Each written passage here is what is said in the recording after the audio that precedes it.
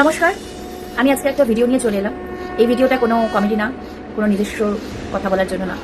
এই ভিডিওটা আমি অনেকদিন ধরে পোস্ট করবো ভাবছিলাম, কিন্তু ফাইনালি আজকে সেই পোস্ট আমি করেই ফেললাম। আমি আজকে আপনাদের সামনে যে কথাটা বলবো সেটা হয়তো অনেকের শুনতে খারাপ লাগবে, অনেকের ভালো লাগতে পারে।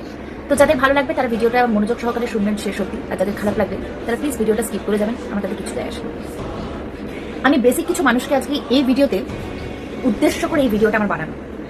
আমার ইনফ্যাক্ট আমি এটাও বলে দিচ্ছি, আমার পাড়ার মানে আমার এখানকার না, আমার আসানসোলের পাড়ার কিছু লোক আছে যারা পায়ে পা লাগিয়ে ঝগড়া করতে ভীষণ ভালোবাসে, খুব ভালোবাসে। ইনফ্যাক্ট আমি এই গোনাগুন্দি কয়েকটা মানুষের জন্য আজকে ভিডিওটা আমি করছি। আমি জানি না তারা দেখতে পাবে কিনা বা পারবে কিনা। আমি ওদের ছাড়াও আরো এরকম পৃথিবীতে প্রচুর মানুষ আছে যারা অবলাদের ওপর অত্যাচার করে, যারা প্রচন্ড পরিমাণে অহেতুক তাদেরকে বিরক্ত করেন। পাড়ায় যারা খাবার দিচ্ছে, যারা তাদের সহানুভূতি করছে, যারা তাদের ভালোবাসছে, টেক কেয়ার করছে, আপনারা তাদেরকে সহ্য করতে পারেন না। কিন্তু আপনারা আপনাদের মতো মূর্খর মানুষ মানে দলবল যারা এই পৃথিবীতে আছে, আমি তাদেরকে একটা কথা বলতে চাই। আপনাদের বাড়িতে হয়তো বিরাট বড় করে ভগবানের মূর্তি আছে, আপনারা প্রতিনিয়ত একবারে ভগবানকে পুজো করছেন, কিন্তু আপনারা কি এটা জানেন যে প্রত্যেকটা ভগবানের বাহনই হচ্ছে কিন্তু প্রত্যেকটা পশু। আপনি যে কোনো দিক থেকে দেখতে পারেন, সেটা মা সরস্বতী বলুন, কি বাবা ভোলানাথ বলুন, কি কৃষ্ণ বলুন, কি নারায়ণ বলুন, কি লক্ষ্মী বলুন, কি যত ঠাকুর আছে। আর আপনারা সেই মূর্খগুলো এখনো পর্যন্ত সেটা বুঝতে পারেন না যে পশুগুলোকে আঘাত করা মানে আপনারা কিন্তু ভগবানকে আঘাত করছেন, আর তাই আরম্ভ করে পুজো করার কিন্তু কোনো মানে হয় না। আরেকটা কথা, যারা এই স্ট্রিট ডগদের নিয়ে খুব ঘৃণা করেন, যারা ভাবেন যে বাবা এ তো কুকুর, গরু বিশাল ভালো, হ্যাঁ গরু ভালো, অবশ্যই ভালো, আমাদের স্বামী শ্রীকৃষ্ণের বাহন, আমরা গরুকে পুজো করি। কিন্তু আপনারা একটু পড়াশোনা করলে জানতে পারবেন যে কুকুরও কিন্তু স্বয়ং কালভৈরবের মানে বাবা ভোলানাথেরই আরেকটা রূপের কিন্তু বাহন। কালভৈরবের কিন্তু পুজো করা হয়, দুপাশে কিন্তু তার বাহন কুকুরই থাকে। আপনাদের পছন্দ না, আপনারা নাই খেতে দিতে পারেন। আমি বলছি না যে আপনাদের পছন্দ না হলেও তাদেরকে খেতে দিন, তাদেরকে ভালোবাসুন, একদমই।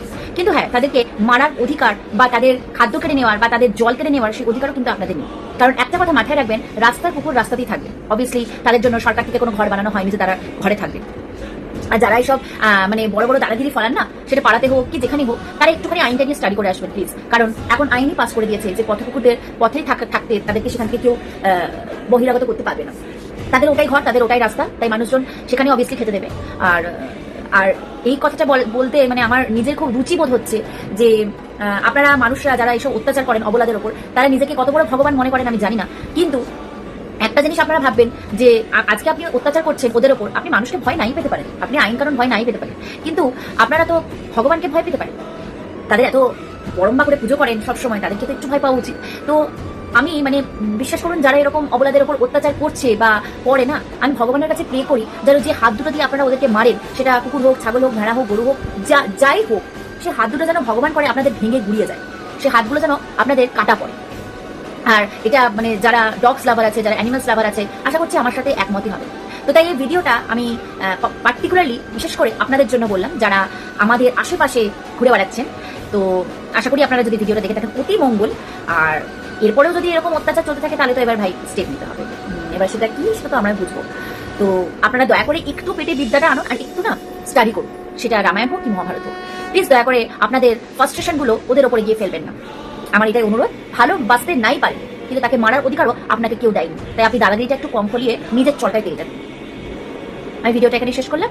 যাদের কোনো মন্তব্য থাকতে পারে আপনারা কমেন্ট করে জানাতে পারেন, আর যাদের না থাকতে পারে